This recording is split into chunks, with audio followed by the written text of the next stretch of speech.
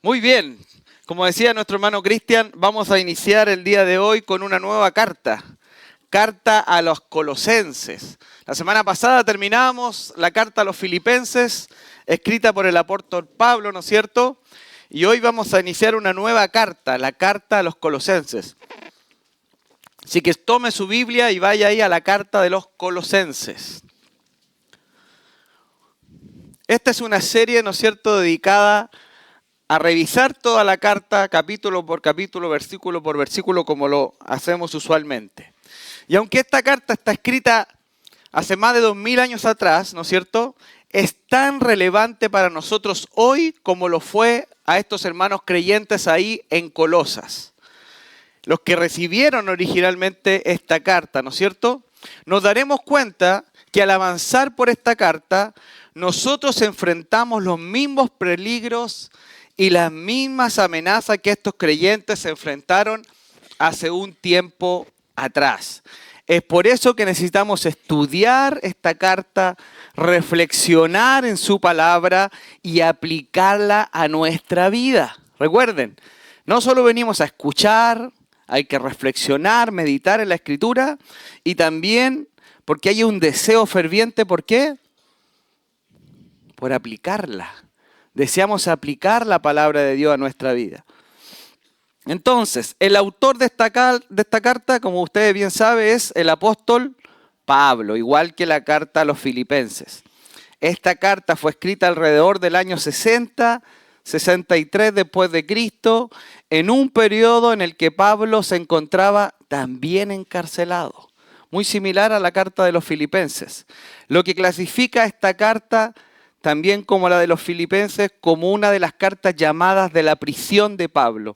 Pablo escribió varias cartas estando en prisión. Ahora, a manera de introducción, vamos a ir viendo cuáles son los temas que trata esta carta, ¿ok? Antes de entrar en los pasajes que vamos a ver hoy día. Hoy día vamos a estudiar del versículo 1 al versículo número 8. Ahora, ¿cuáles son los temas de la carta? ¿De qué trata la carta? El tema principal de la carta es Cristo. El tema principal de la carta a los colosenses es Cristo. El núcleo de esta carta es Jesucristo. El tema central es la supremacía de Jesucristo. En toda la carta, Pablo enfatiza la primacía y el señorío de Jesucristo sobre todas las cosas, tanto en los cielos como en la tierra. Jesucristo es presentado como el centro de redención y la reconciliación entre Dios y la humanidad. Ese es el tema central de la carta, la preeminencia de Cristo. De hecho, yo no conozco otra carta más cristológica que Colosenses, aparte del pasaje que leímos, ¿no es cierto?, ahí en Efesios capítulo 2. Pero este es uno de los libros más cristológicos que podemos encontrar y habla de la preeminencia de Cristo Jesús. Dicha preeminencia se puede observar en el que Él es la cabeza de la iglesia, la cual es su cuerpo. Temas que vamos a escuchar y ver más adelante. Además del tema central de la supremacía de Jesucristo, podemos identificar varios temas secundarios también de la carta a los colosenses. Y cuando digo secundario, no digo que sean menos importantes, ¿ok? Nada en la palabra de Dios es secundario o menos importante, si no me refiero al bosquejo, al centro de la carta. Algunos de estos temas secundarios, pero no menos importantes son. Ahí yo les dejé esa tabla, ¿no es cierto? Lo vamos a ir viendo. Otro tema importante, ¿no es cierto?, es la plenitud de la deidad en Cristo. ¿Escuchó? La plenitud de la deidad en Cristo. Estos pasajes que están ahí en rojo, ¿no es cierto?, que los pueden ir anotando, les van a servir más para adelante en nuestro estudio. Estos pasajes destacan que toda la plenitud de la deidad habita en Cristo corporalmente. ¿Escuchó? Toda la plenitud de la deidad habita en Cristo corporalmente, enfatizando su naturaleza divina y su papel central en la redención. También veremos la libertad en Cristo y la superación de tradiciones humanas. Pablo va a tratar este tema de superar las tradiciones humanas. Somos libres en Cristo Jesús. No podemos estar atados a tradiciones humanas. Estos pasajes advierten contra filosofías engañosas y tradiciones humanas, resaltando la libertad en Cristo, ¿no es cierto? Y la plenitud que cada creyente tiene en Cristo Jesús, por encima de las normativas humanas, de las tradiciones humanas. También vamos a ver el llamado a vivir una vida conforme al Evangelio y a la voluntad de Dios. Vamos a ver el llamado que Dios nos hace a vivir en conformidad con ese Evangelio que llegó a nosotros y a la voluntad de Dios para nuestras vidas. En estos pasajes, Pablo exhorta a los creyentes a buscar las cosas de arriba. ¿Han escuchado ese versículo? Más buscar las cosas de arriba y poner su mente en las cosas de Dios. A desechar prácticas pecaminosas y a vestirnos conforme al Evangelio por el cual cada creyente fue llamado. Además, vamos a ver la unidad, un tema que lo venimos tratando hace mucho tiempo en esta iglesia. El Señor algo nos quiere decir, ¿verdad? La unidad y el amor entre los creyentes como reflejo del amor que Cristo nos dio. La unidad y el amor entre los creyentes como reflejo del amor que Cristo nos dio, que nos entregó. En estos pasajes instruye a los creyentes a vestirse de compasión, de bondad, de humildad, de mansedumbre, de paciencia, de amor, manteniendo la unidad en el vínculo, dice, de la paz, como comunidad de creyentes, como iglesia local en Cristo Jesús. Y por último, vamos a ver también más adelante la importancia de la oración y de la sabiduría y el testimonio cristiano. ¿Escuchó? La importancia de la oración, la sabiduría y el testimonio cristiano. Estos pasajes enfatizan la perseverancia en la oración, la sabiduría en el trato con los de afuera, o sea, con los que no son creyentes, y la necesidad de aprovechar la oportunidad para dar testimonio de Cristo de manera efectiva, bíblica y honesta. Hermanos, el testimonio no es algo que se construya, el testimonio es lo que uno es.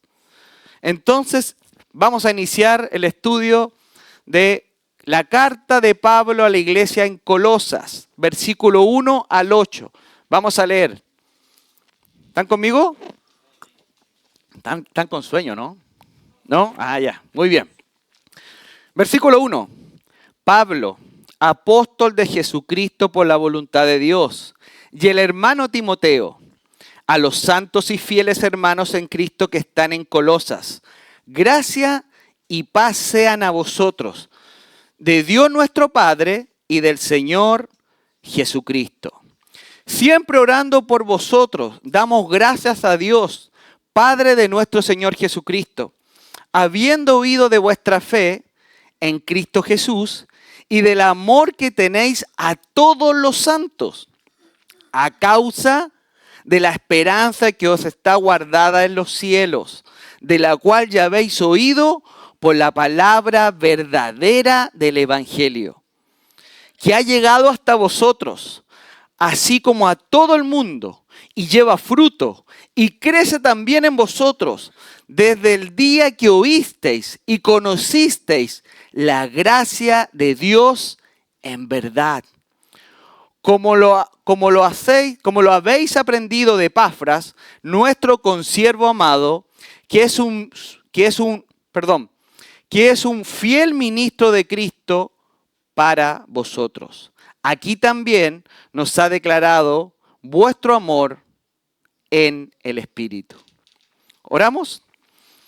Padre, en el nombre de Jesús, hemos leído tu palabra, Señor, y queremos, Señor, pedirte que puedas traer sabiduría y entendimiento a cada uno de nosotros. Que tu Santo Espíritu pueda enseñarnos hoy día que pueda confrontar nuestra vida, que pueda desafiarnos, que pueda animarnos, Señor, para hacer tu voluntad y practicar lo que vamos a aprender hoy día. Ayúdanos a meditar en tu palabra, a escuchar atentamente, a ponerla en práctica durante la semana, a recordarla, Señor, a apreciar tu palabra.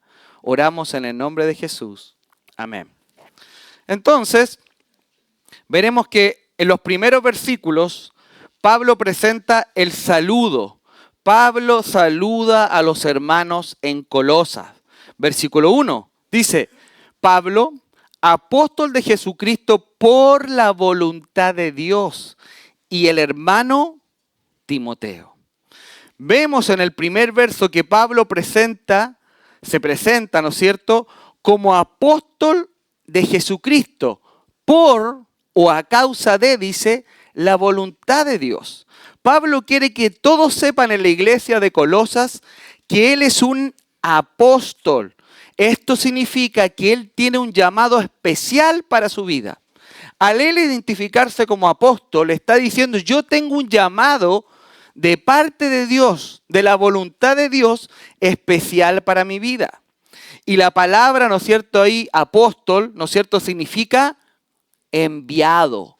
Lo hemos enseñado otras veces. La palabra apóstol significa enviado. Pero en este contexto, indicará que esto se está refiriendo a una posición oficial y no solamente a una persona que es enviada, sino más bien que fue uno enviado con autoridad. Pablo fue enviado con autoridad, con el apostolado que Cristo le dio, que es por la voluntad de Dios el Padre. La frase por la voluntad de Dios enfatiza que el apóstol, ¿no es cierto?, Pablo, no es apóstol por méritos propios o porque él quiso ser apóstol. No, no es porque él quiso ser apóstol. Él es apóstol, ¿por qué? Por la voluntad de Dios. ¿Están despiertos? ¿Están conmigo? Levante las piernas así para que no se quede dormido. ¿Ah? Yo cuando estaba ahí en la U decía un profe que había que levantar las dos piernas cuando estabas dormido. Levántele, no se va a quedar dormido. Ponga atención. Esto es útil para su vida. Entonces le decía que la frase por la voluntad de Dios enfatiza que el apostolado de Pablo no es por méritos propios o porque él quiso ser apóstol. No. Este apostolado es un llamado soberano de Dios que Dios hizo a Pablo. El texto dice por la voluntad de Dios. Esa es la causa, la voluntad de Dios. Y enfatiza que su autoridad y misión apostólica provienen exclusivamente del deseo y el propósito del soberano Dios del universo. Por eso Él es apóstol. Y sabemos que Pablo, ¿no es cierto?, está altamente entusiasmado y comprometido por hacer la voluntad de Dios. ¿Lo recuerdan en Filipenses? ¿Cómo era Pablo?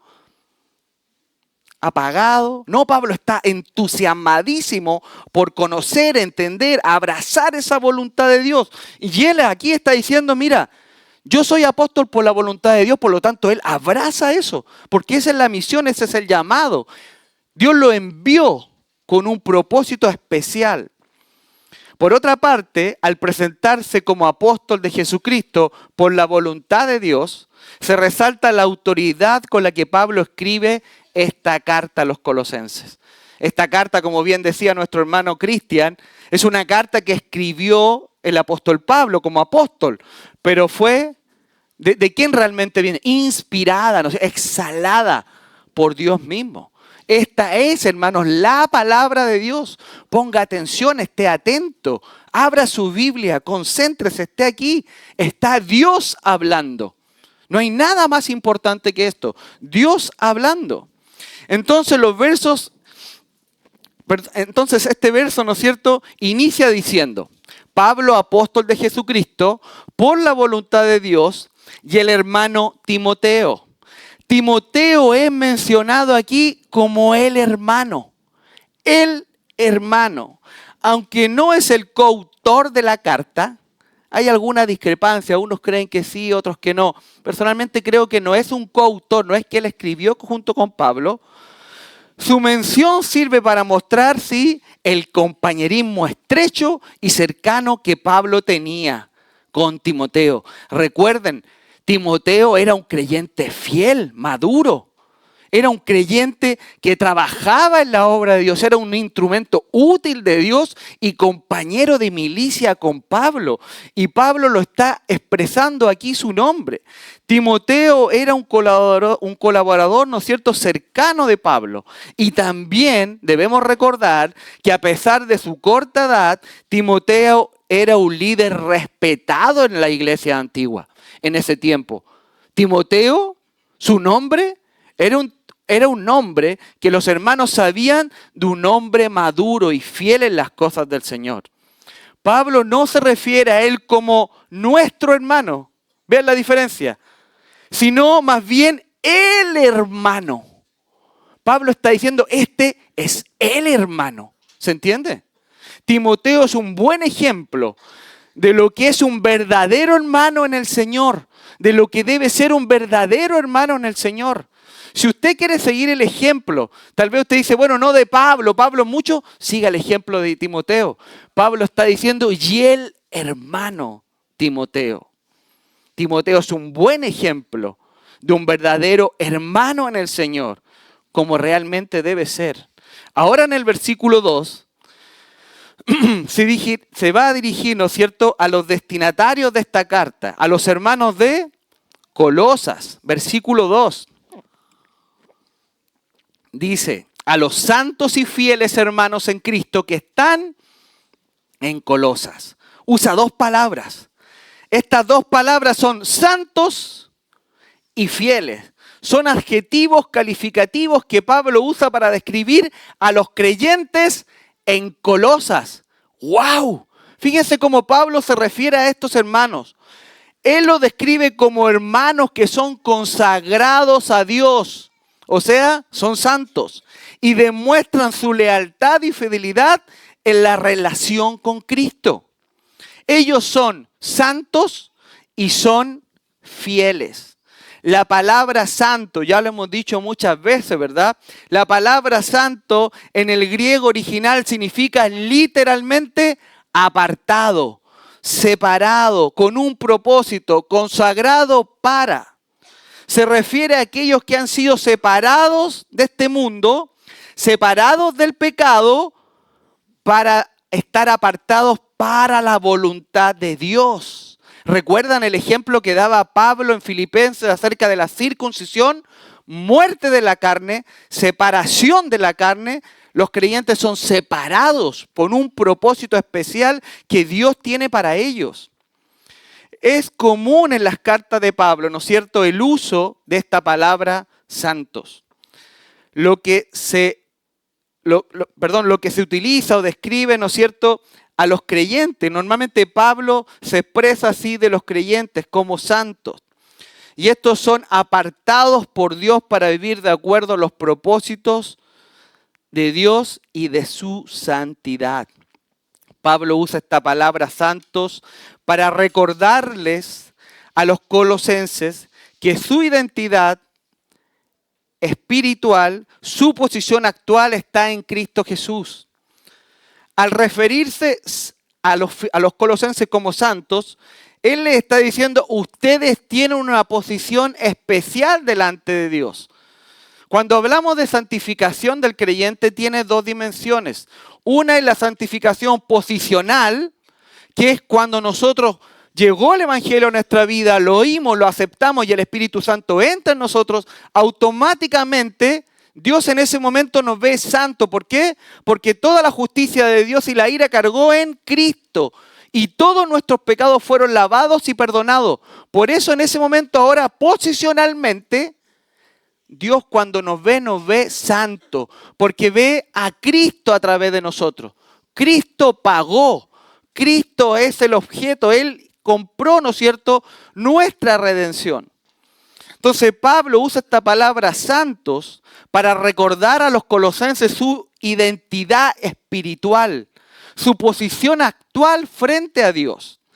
Pero Pablo no solo describe su actuar o su posición como creyentes en Cristo, que es ser santos, sino también los motiva a vivir de acuerdo con esa identidad, que es el proceso de santificación. Pablo los anima a vivir en santidad, en este proceso de santificación continua que cada creyente tiene y que debe hacer. Esto es fundamental, ¿no es cierto?, en el contexto de la carta, ya que más adelante va a decir, ahí en Colosenses capítulo 4, versículo 5 en adelante, va a hablar profundamente acerca de las cosas que los creyentes deben dejar de hacer por el progreso de esa santificación en su vida. Escuche Colosenses capítulo 3, versículo 5 en adelante. Dice, escuche, haced morir. ¿Escuchó? Haced morir, pues, lo terrenal en vosotros. Escuche, fornicación, impureza, pasiones desordenadas, malos deseos y avaricia, que es idolatría. Cosas por las cuales, escuche, la ira de Dios viene sobre los hijos de desobediencia. Está hablando de la iglesia. Cuando no hacemos morir lo terrenal en vosotros, dice aquí claramente, cosas por las cuales la ira de Dios viene sobre los hijos de desobediencia. Viene disciplina en la vida del creyente. ¿Por qué? Porque Él nos ama. Dios ama a sus hijos. Después dice el versículo 7, en las cuales vosotros también anduvisteis, dice, en otro tiempo, cuando vivías en ellas. Pero ahora dejad también vosotros todas estas cosas. Escuche, otra lista. Ira, enojo, malicia, blasfemia, palabras deshonestas de vuestra boca.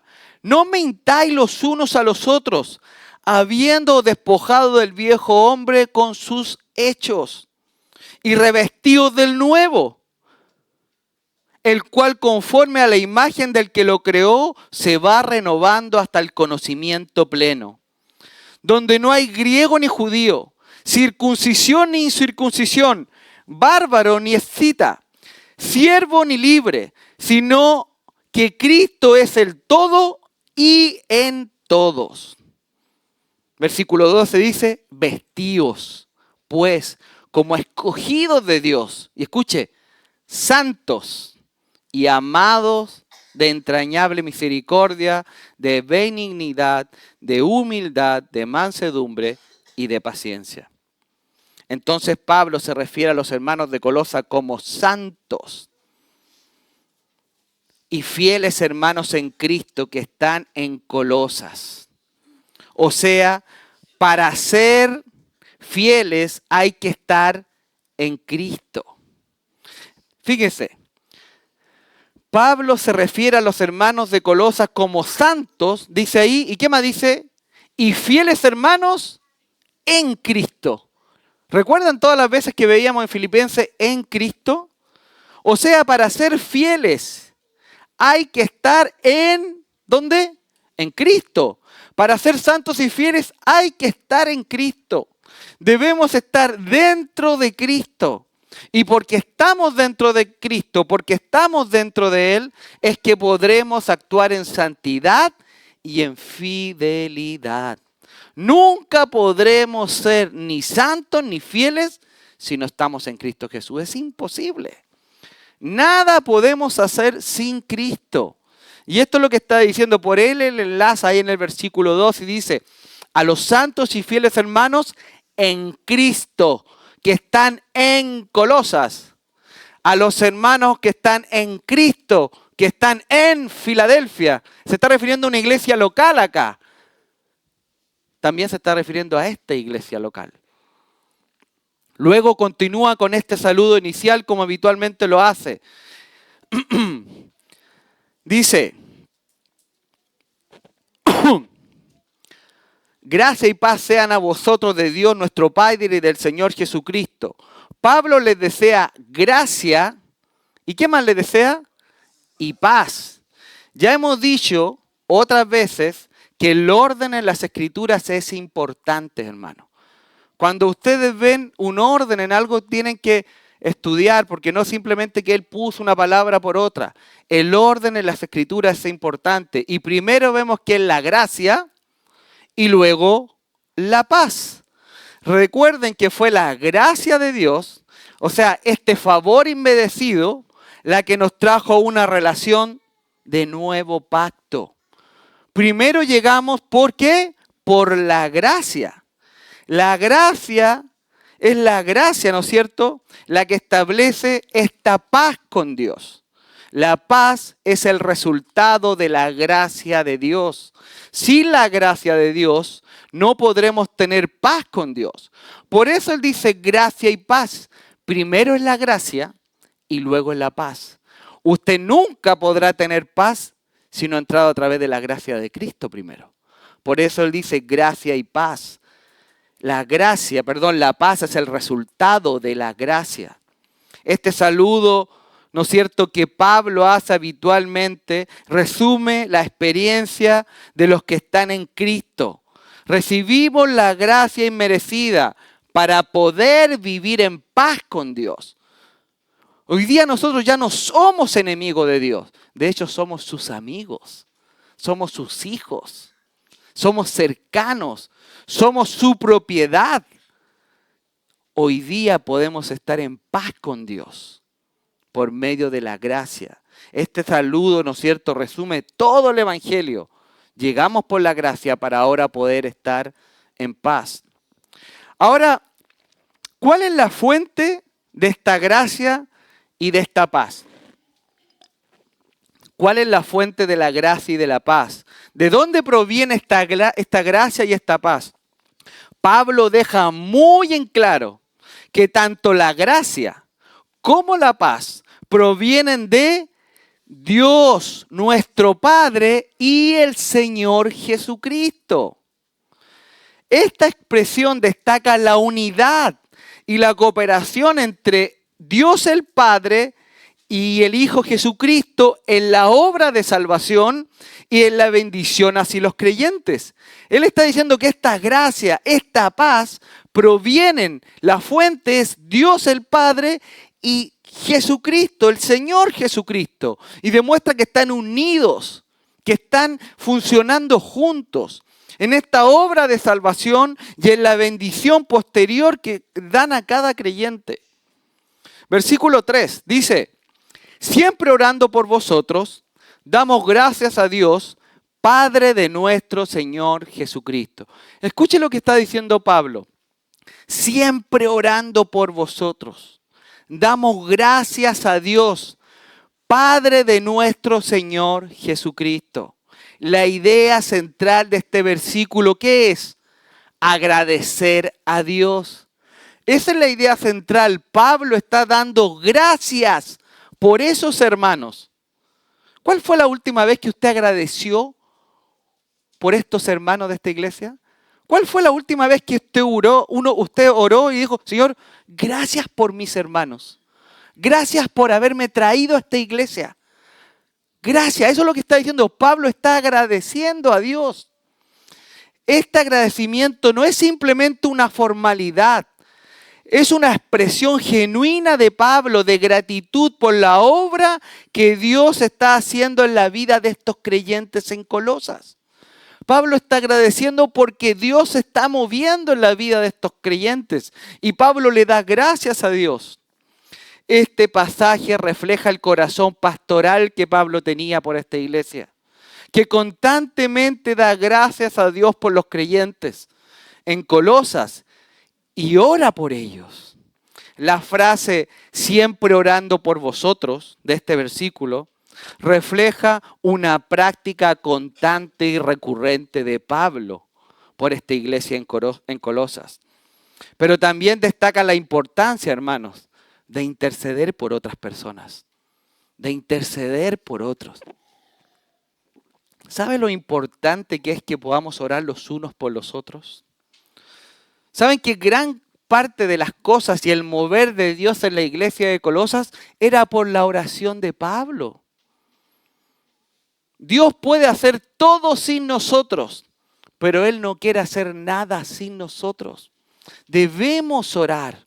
Ese es el llamado. Debemos orar por otros creyentes. Cuando salga hoy día de acá del culto, no se vaya sin preguntarle a un hermano, hermano, ¿deseas que ore por ti en la semana? ¿Hay algo que te acontezca? ¿Hay algo que te aqueje? ¿Ven estas prácticas piadosas que tenía Pablo? Son ejemplo para nosotros. ¿Saben qué? Muchas veces estamos metidos en un montón de problemas y las pruebas duran un montón. ¿Saben qué? Simplemente porque no oramos. No estamos orando. Y en este ejercicio no estamos orando por otros. Pablo oraba y agradecía a Pablo a Dios por estos hermanos. Orando siempre por vosotros. Destaca la importancia de interceder entre los creyentes. Otra cosa que debemos notar acá, en esta frase, siempre orando por vosotros, es que lo que se enfatiza en este pasaje no es solo la oración. ¿Escuchó? Lo que se enfatiza en este pasaje no es solo la oración, sino también la congregación por la cual él está orando. Pablo no está diciendo yo estoy orando. Él dice yo estoy orando por vosotros. Dice el verso, siempre orando por o a causa de o en favor de ustedes. Cuando lo vemos en nuestra traducción, ¿no es cierto? Aquí al español tal vez no se denota tan claro este énfasis. Pero si usted va y ocupa un interlineal, se dará cuenta que en el original esta frase está invertida. Y ahí, al verlo así, uno nota claramente que el énfasis está que él ora por ellos. En el texto original está invertido. De hecho, se puede traducir así, escuche, continuamente por ustedes orando. ¿Se entiende? Así está en el original, continuamente por ustedes orando. O continuamente por ustedes estoy orando. Entonces, denota esa intensidad en el pasaje. Él no solo está orando, que es importante lo que está diciendo acá, sino que él está orando por ellos. Pablo quiere que ellos sepan que no solo están orando, sino que están orando por ellos. Por ellos. Ahora, ¿por qué están orando? ¿Por qué Pablo está orando y está dando gracias por estos hermanos? Versículo 4, escuche. ¿Por qué está orando Pablo y dando gracias? Versículo 4. Habiendo oído de vuestra fe en Cristo Jesús. Escuche, ¿qué es lo que llegó a oído de Pablo? ¿Cuál era el testimonio de esta iglesia? Habiendo oído de vuestra fe en Cristo Jesús. Y escuche, y el amor que tenéis a todos los santos. Pablo agradece a Dios por los hermanos de Colosa por dos aspectos, dice aquí. Primero, por su fe en Cristo Jesús. Y el amor que demuestran hacia otros creyentes. Dos cosas. Él está agradeciendo a Dios por dos cosas específicas. Señor, te agradezco por la fe que están demostrando estos hermanos allá en Colosas y por el amor que se demuestran. Qué increíble que esta iglesia tenía un testimonio que llegó al oído de Pablo a través de un hermano que vamos a ver más adelante, no solo de su fe, sino del amor que ellos tenían entre ellos. Ahora sabemos que la fe en Cristo, ¿no es cierto? ¿Qué implica la fe en Cristo? Implica confianza, ¿verdad? La fe en Cristo implica confianza. ¿En qué? En la obra redentora del Mesías, de nuestro Señor Jesucristo. La fe implica confianza en la obra redentora de nuestro Señor. Pero también debemos entender, hermanos, y escuche muy bien esto, porque a veces esto se nos olvida. Debemos entender que la fe no solo indica confianza, sino también compromiso. ¿Escuchó? La fe bíblica siempre está relacionada con el compromiso. La fe bíblica está relacionada con el compromiso. La fe es una palabra de compromiso. No solo de confianza. ¿Por qué digo que la fe está relacionada con el compromiso? Porque cuando uno dice tener fe en Cristo Jesús, eso significa que tú estás comprometido con Él y con su voluntad para ti. ¿Se entiende? Si yo digo tener fe en Cristo, entonces, ¿qué significa eso? que yo estoy comprometido con sus planes y con los planes que Él tiene para mi vida. ¿Ven? ¿Ven que fe no es solo, sí, yo creo? Si usted tiene fe y no hay compromiso, cuidado. Si solo la fe a usted lo moviliza a tener confianza, que está bien, excelente, y la fe es confianza en la obra redentora de nuestro Señor, pero la fe bíblicamente está siempre conectada con compromiso. Debe haber un compromiso, algo que lo mueve a usted. Una persona que tiene fe en Cristo Jesús es una persona que quiere demostrar con su vida, escuche, quiere demostrar con su vida un compromiso con la verdad escritural. Es una persona que quiere demostrar compromiso con la palabra de Dios. Si tengo fe en Jesucristo, eso significa que estoy comprometido con sus planes y con la verdad. ¿Cuál es la verdad? La palabra de Dios. ¿Me siguen? ¿Me siguen? Esa es la fe que estos hermanos están demostrando. Una fe no solo que demuestra confianza en Jesucristo, sino una de fe que demuestra compromiso en la vida cristiana. Pero, escuche, ahora uno dice, bueno, ¿cómo demuestro el compromiso? Escuche lo que dice. Pero estos hermanos no solo tenían fe en Cristo, sino también amor. Estos hermanos tenían amor. Versículo 4, habiendo oído de vuestra fe en Cristo Jesús y del amor que tenéis a todos los santos, no solo a algunos. Ese compromiso se demostraba de manera práctica en esta iglesia por el amor que ellos se tenían entre todos. El amor hacia los santos, o sea, hacia otros creyentes, es una evidencia, escuche, el amor hacia otros creyentes es una evidencia de que esta fe está activa y produce un compromiso con la vida de otros creyentes o con la vida hacia otros creyentes.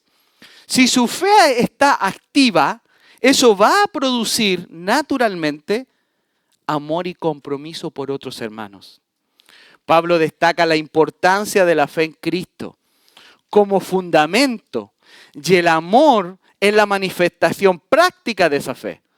¿Me están siguiendo?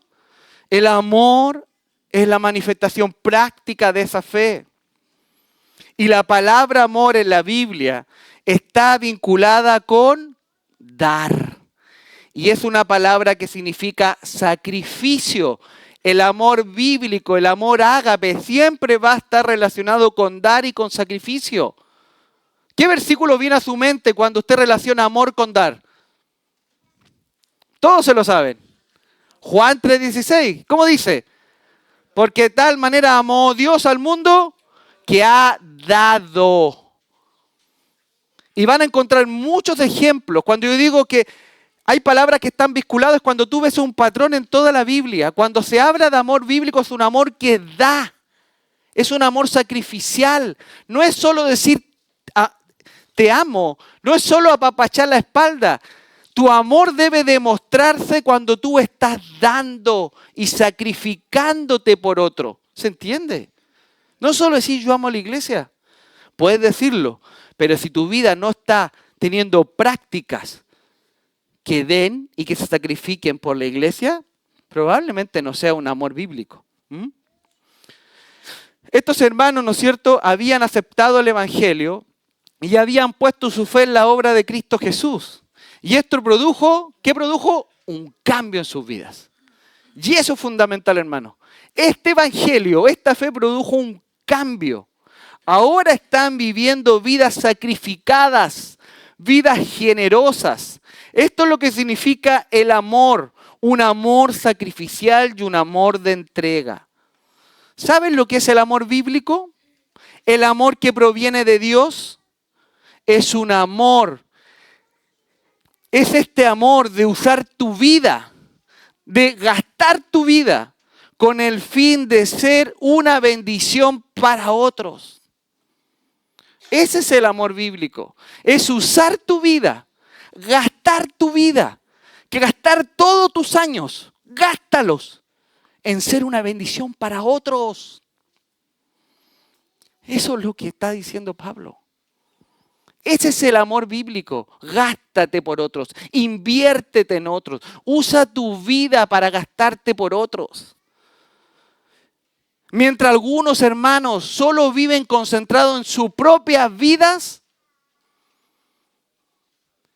Pablo, esta iglesia en Colosas, Epafras, como veremos más adelante, pareciera que los años se les arrancaba por las manos y nunca alcanzaban para juntar todas esas coronas para llegar frente a Dios. Cada minuto, cada año era importante para invertirse en otros. Eso es lo que está diciendo, es usar nuestra vida para bendecir la vida de otras personas.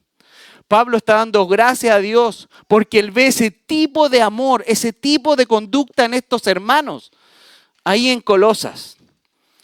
Ahora la pregunta es, cuando Dios ve tu vida, y por cierto, Él siempre está viendo, continuamente, Dios siempre está viendo.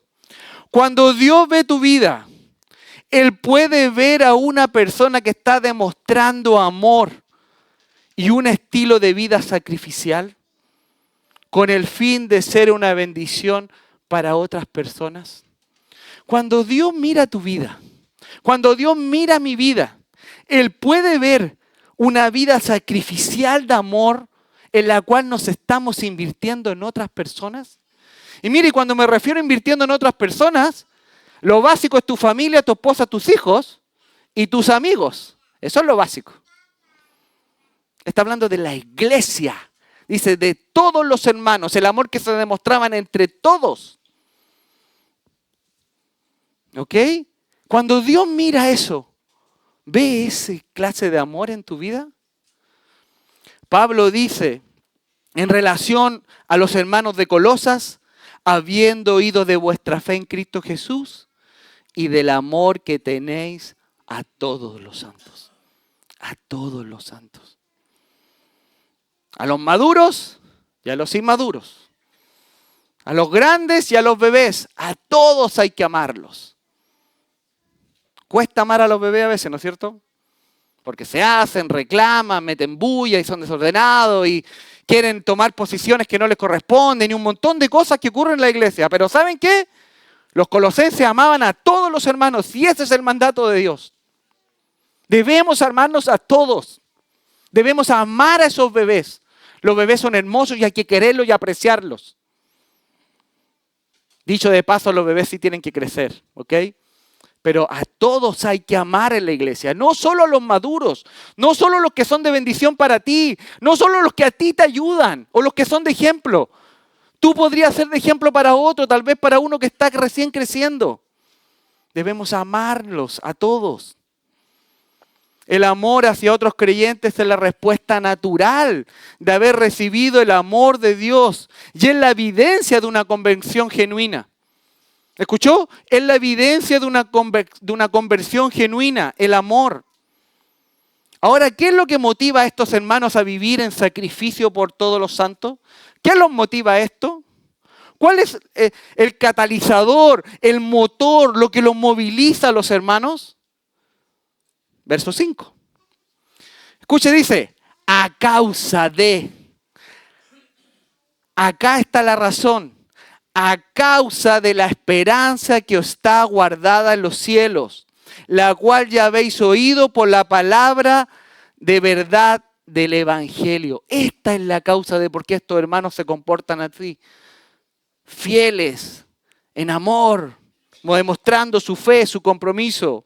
Pablo está resaltando la fe y el amor de estos hermanos como resultado de la esperanza que está guardada en los cielos.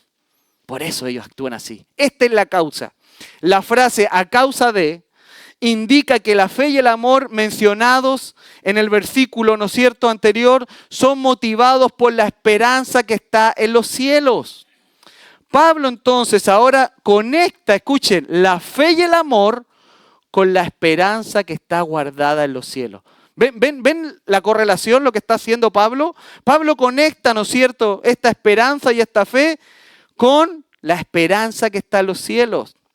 Y aquí esperanza, hermano, no es un deseo, No es solo algo que yo deseo y que puede que ocurra o no ocurra, tengo la esperanza posible de... No, no, no, no. La palabra aquí que Pablo está usando de esperanza no es un deseo incierto, sino es una expectativa segura y basada en las promesas de Dios. ¿Escuchó? La esperanza y las promesas de Dios están conectadas bíblicamente. Le he dado varios tips para aprender a leer la Escritura. Cuando usted vea la esperanza escrita en la Escritura, debe venir a su mente promesas de Dios. ¿Por qué? Porque ¿dónde está tu esperanza? ¿En la nada? Decimos, sí, en Cristo Jesús y en Dios. Obviamente que sí, pero hay algo más. La palabra que Él nos dejó está llena de promesas. Entonces esa esperanza está porque Él nos prometió algo. Y nosotros debemos creerle como un hijo cree al papá. Los que tienen hijos más chiquititos, ¿cómo les creen? Lo que ustedes dicen es una cuestión, pero escrita en piedra. Hasta, no sé aquí el Matías, pero mi Matías, que el más pequeño, ya ha crecido más, pero hasta él, hace muy poquito atrás yo le decía algo, yo me olvidaba de eso, después Panchi me recordaba, oye, le dijiste tal cosa, y bueno, es que yo le dije, él lo creyó como que era certeza absoluta, garantizado, lo dijo el papá. ¡Wow! ¡Qué vergüenza para mí! Pero Dios no es así. Esa esperanza está garantizada por su palabra. Esta esperanza es el motivo o la causa de la fe y el amor por las cuales los colosenses se comportan así. Porque tienen siempre esa esperanza. Es un recordatorio de que la vida cristiana está centrada no solo en el presente, ¿escuchó?, sino en las promesas futuras de la eternidad. Debemos vivir el hoy, ¿no es cierto? Pero debemos recordar, tener esa esperanza de los cielos, esta esperanza del reino de Dios. La esperanza celestial es el estímulo que lleva a estos creyentes a perseverar en la fe y a vivir vidas transformadas, como enseña Romanos capítulo 12, versículo 2. Vivir vidas transformadas, porque la esperanza está conectada con las promesas de Dios. Esta esperanza es el motivo o la causa o el motor de la fe y el amor de estos hermanos en Colosas. Es un recordatorio de que la vida cristiana no está centrada solo en el presente, sino en las cosas que están adelante. La esperanza celestial. Esta esperanza, ¿no es cierto, hermano?, está profundamente conectada, como le decía, con las promesas de Dios. Esto significa que si no, escuche, esto significa que si no conoce la Biblia y sus promesas, nunca podrá vivir de una manera adecuada. Hermano, escuche esto. Si usted no conoce la Biblia, si usted no la lee, si usted no la aprecia, si usted no medita en ella, nunca podrá conocer las promesas de Dios. ¿Y sabe qué traerá como resultado en su vida? Que usted no va a poder vivir una vida adecuada, una vida correcta ante los ojos de Dios. Nunca estará motivado, nunca su vida será un motor, su vida cristiana. ¿Y por qué? Porque no estará haciendo las cosas que demuestran ese amor que usted ha recibido. En otras palabras, en lugar de vivir una vida que agrade a Dios, estará viviendo una vida mucho más parecida a una persona que no conoce a Cristo, aunque sea creyente. Y eso es una lástima. Si usted analiza su vida y se compara con el vecino, con un amigo, y se da cuenta que su día a día, su semana, su año, su planificación es muy parecida al que no es creyente, probablemente hay algo que está mal ahí, aún siendo creyente. Probablemente su vida no está siendo transformada como estos hermanos en Colosas, porque no conoce la palabra de Dios y sus promesas.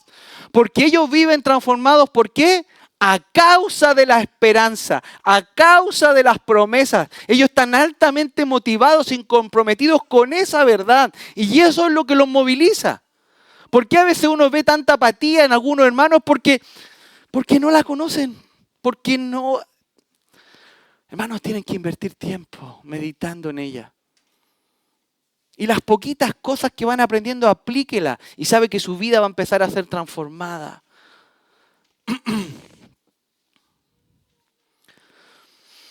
Versículo 5. A causa de la esperanza que está guardada en los cielos. Ahora esto es importante. Él dice, la esperanza que está guardada en los cielos. Ahora, ¿en qué debemos pensar cuando leemos esta palabra cielo? En el reino de Dios. La palabra, ¿no es cierto? La palabra cielos está conectada siempre con el reino de Dios. Recuerden lo que dice 2 Corintios capítulo 5, versículo 8. Dice, pero confiamos, dice Pablo. Escucha cómo inicia. Pero confiamos y más quisiéramos estar ausentes del cuerpo y presentes al Señor. Pablo dice, el estar ausente del cuerpo es estar presente con el Señor. Esto quiere decir que en el momento en el que un creyente muere, su alma es transferida inmediatamente al reino de los cielos. ¿Escuchó? Su alma inmediatamente es transferida al reino de los cielos. Y lo que Pablo nos está recordando aquí es que nosotros tenemos esa esperanza en el reino de los cielos y junto con el reino las promesas de Dios. A causa de la esperanza que está guardada en los cielos. Escuche, de la cual ya habéis oído, dice, por la palabra verdadera del Evangelio. Esta es la primera vez que Pablo se refiere al Evangelio en esta carta. Y es importante notar que él usa una palabra que está antes, ¿no es cierto? Que la precede. Y es la palabra verdad. ¿Vieron? Dice, no dice la palabra del Evangelio, dice la palabra verdadera del Evangelio.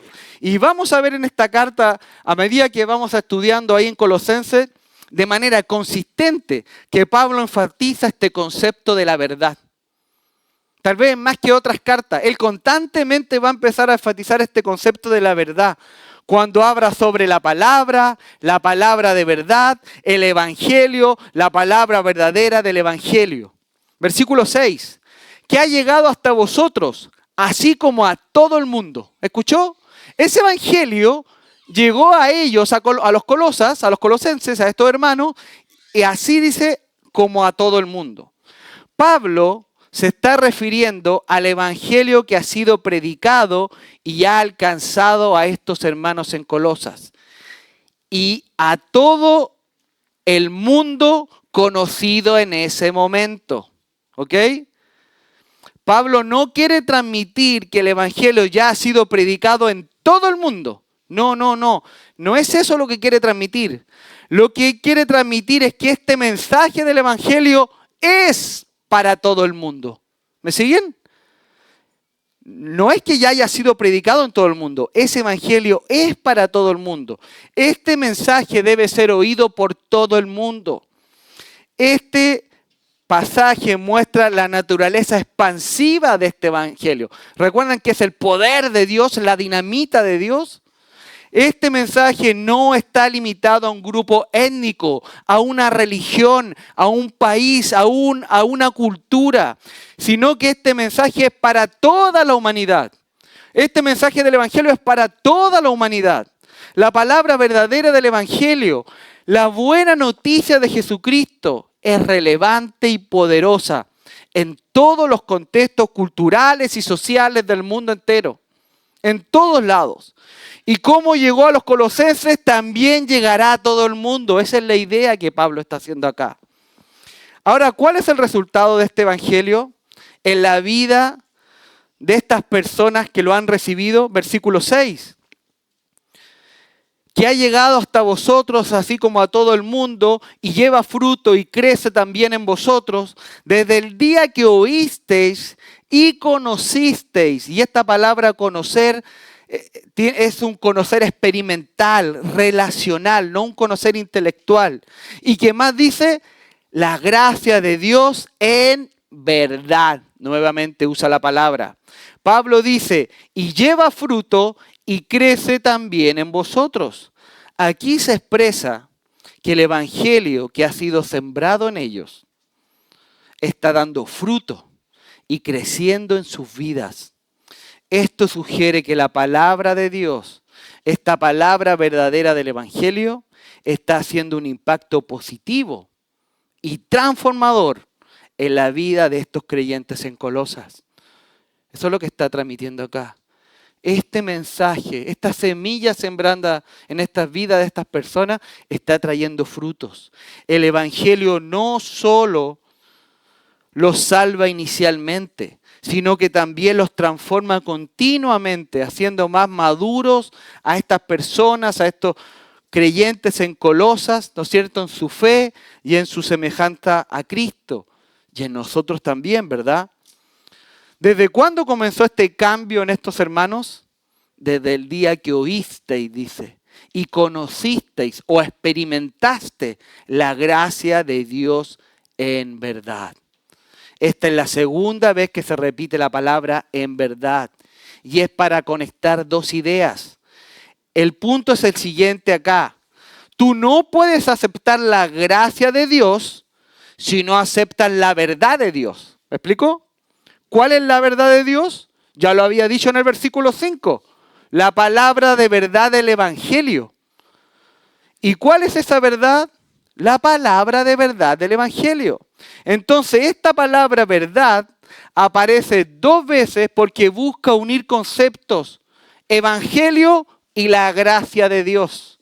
El evangelio es verdad y solo podrás recibir la gracia de Dios cuando recibes como la verdad de Dios, cuando lo recibes como la verdadera verdad de Dios. No hay muchas verdades, es solo en la verdad de Dios, es su verdad. Versículo 7, estamos terminando. Como lo habéis aprendido de Epafras, y aquí está esta persona que les decía, como lo habéis aprendido de Epafras, nuestro consiervo amado, que es un fiel ministro de Cristo para vosotros. Probablemente Epafras era un colaborador, un ministro, un pastor, un anciano, era alguien importante en la iglesia. Probablemente incluso Epafras fue el fundador de esa iglesia. Él fue el que empezó a repartir el evangelio en esa zona. Al parecer, Pablo nunca visitó la iglesia de Colosas. De hecho, tal vez ni siquiera los conocía. Probablemente fue este hombre, Epafras, el que llevó el evangelio a ese lugar. Ahora Pablo menciona a este hermano de manera en particular, Epafras. Epafras es una fuente a través por la cual estos hermanos Colosas escucharon y conocieron el evangelio. Epafras es presentado como un consiervo amado, como un colaborador. Pablo, ¿no es cierto?, esto implica, ¿no es cierto?, que Epafras, ¿no es cierto?, es un compañero en la obra del evangelio.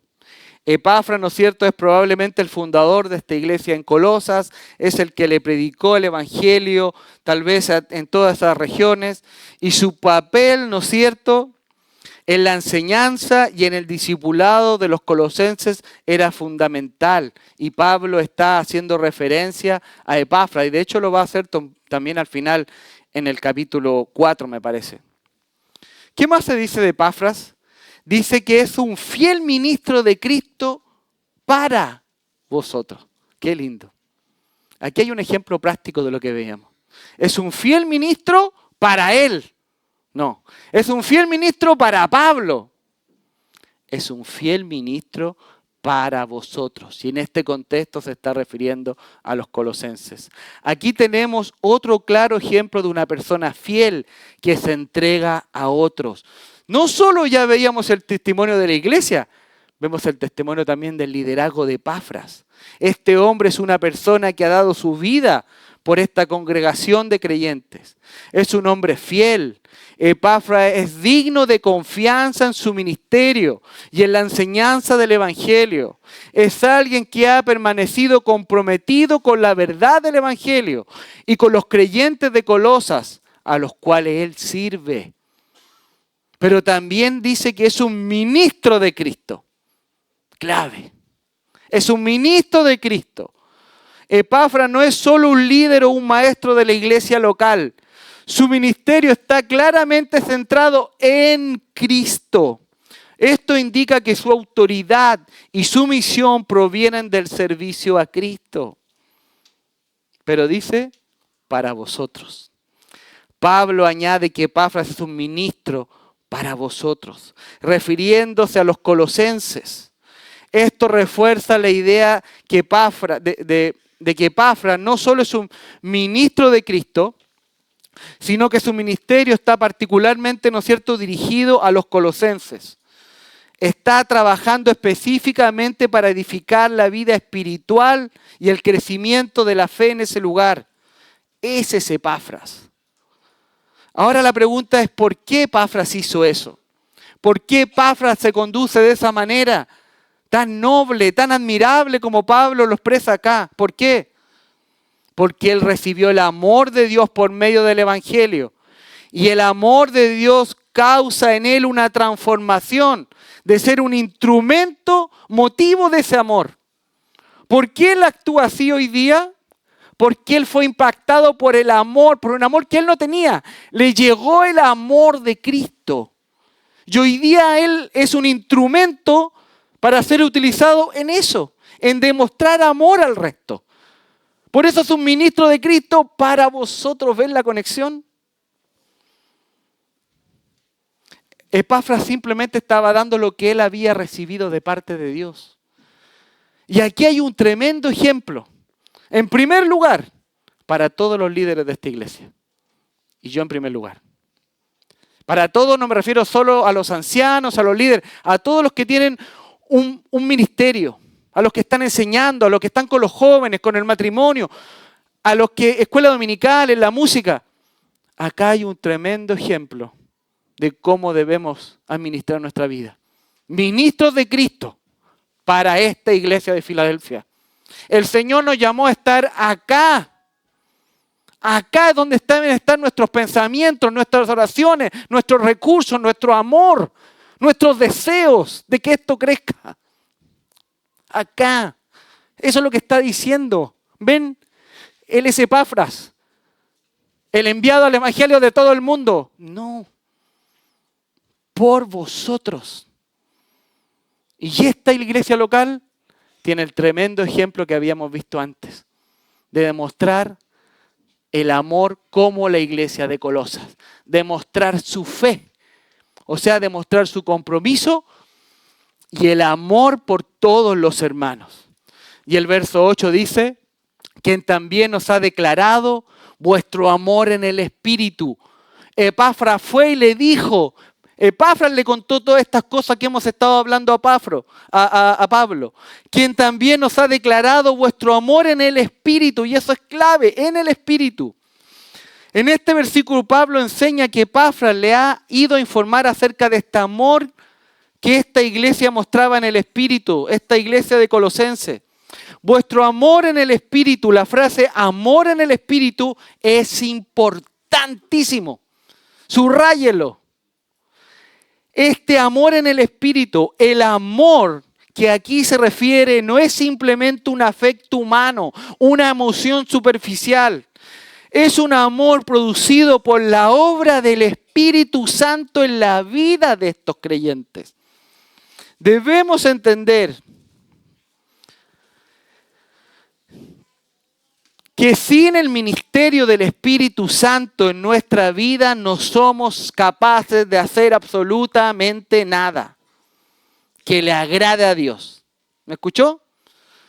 Sin la presencia del Espíritu Santo en su vida, sin la unción del Espíritu Santo, sin el bautismo del Espíritu Santo, si el Espíritu Santo no está siendo cada vez más grande en su vida, usted no podrá hacer nada por la iglesia o por su propia vida o por su familia que le agrade a Dios. Estos hermanos actuaban así, ese amor no nacía, era un amor que brotaba desde el Espíritu Santo de Dios. Esto es clave para que usted no se vaya de aquí pensando súper motivado y decir, ahora tengo que amar. No, busque de Dios, Busque la presencia del Espíritu Santo en su vida por medio de la palabra, la oración, la meditación. Él debe producir eso, que es ese fuego por hacer las cosas. Y eso va a ser olor fragante para Dios, porque es la obra de su Espíritu. Él dice, el Espíritu indica que este amor es sobrenatural, guiado y empoderado por Dios, o sea, por el Espíritu Santo. Lo que resalta que los colosenses están viviendo una vida de acuerdo con el Espíritu Santo, viviéndose en frutos del Espíritu Santo.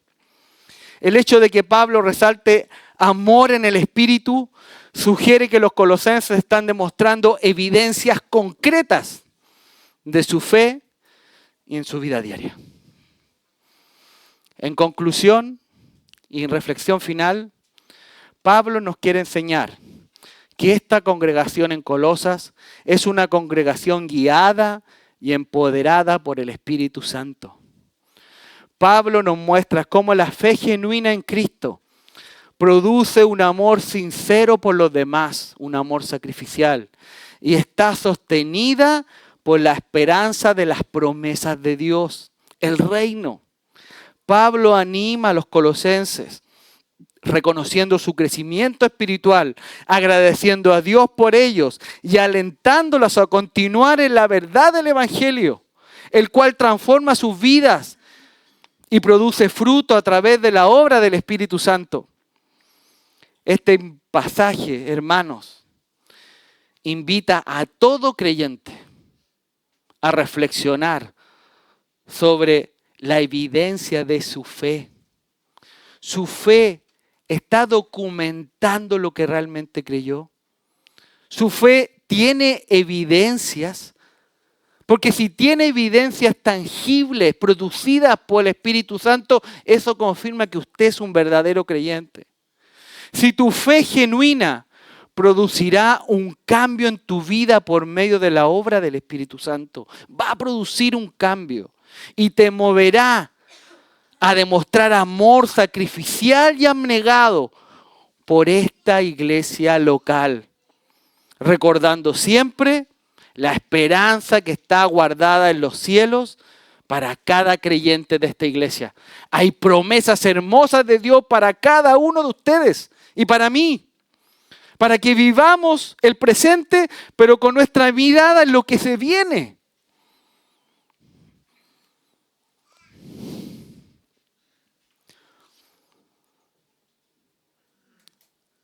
¿Es tu fe genuina? ¿Tu fe está demostrando cambios? Piensa en esto. ¿Cuándo llegó el Evangelio a tu vida? ¿Lo recuerdas?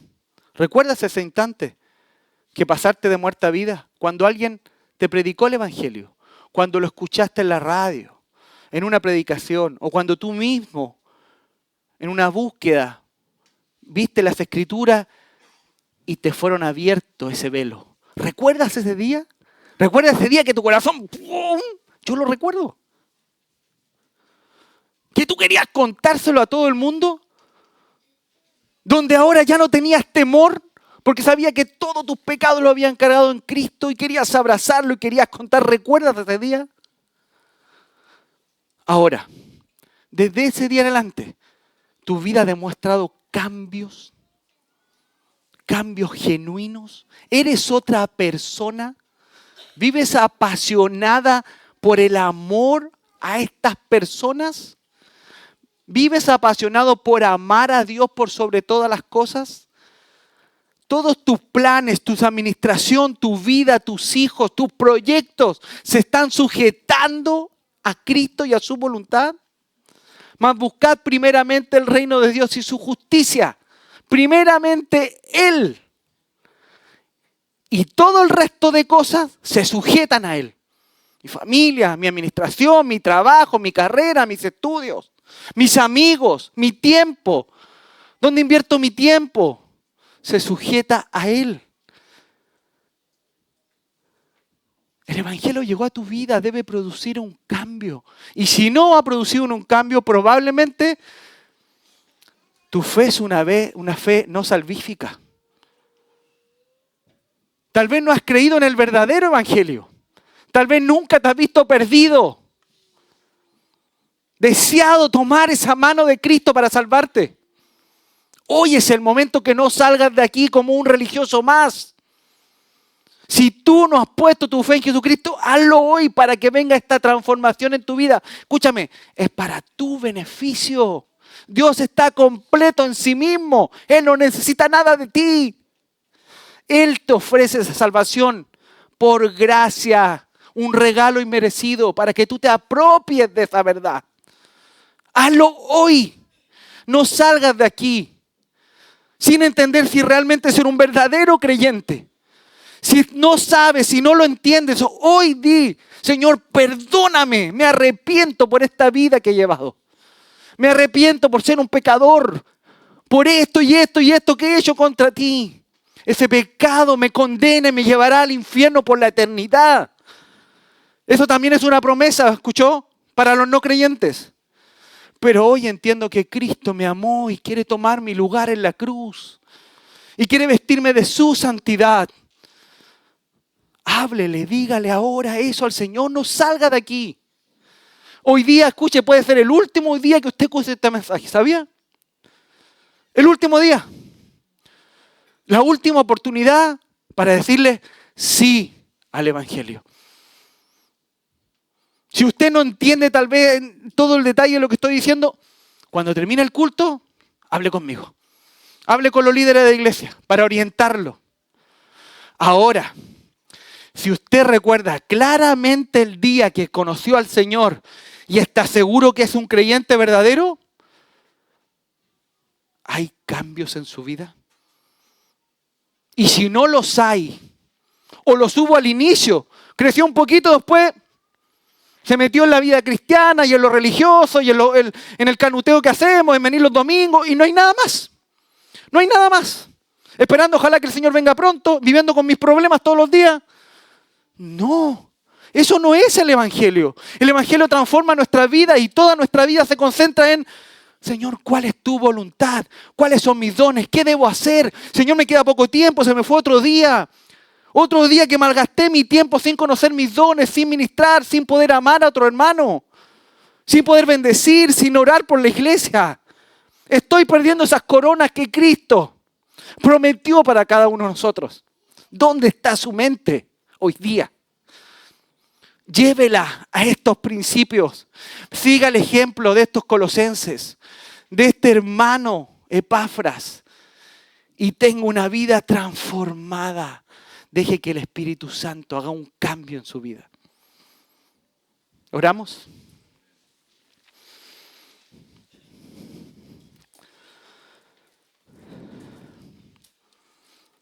Padre, en el nombre de Jesús,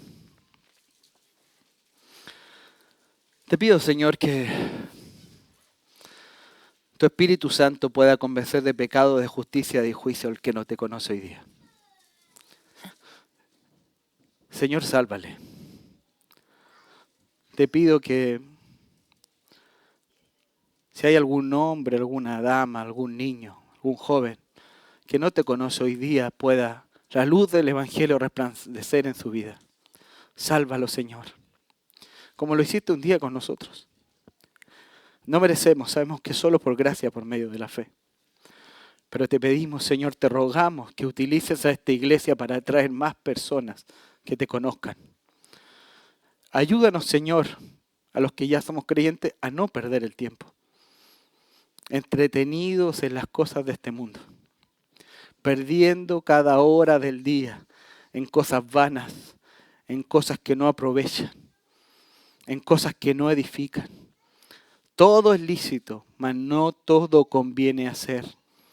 Ayúdanos en estos estudios a ver este ejemplo de estos hermanos en Colosas, las cuales no perdían el tiempo.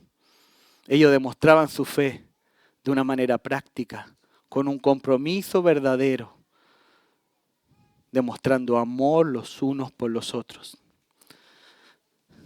Y probablemente, claramente, es porque también veían el liderazgo de Epafras.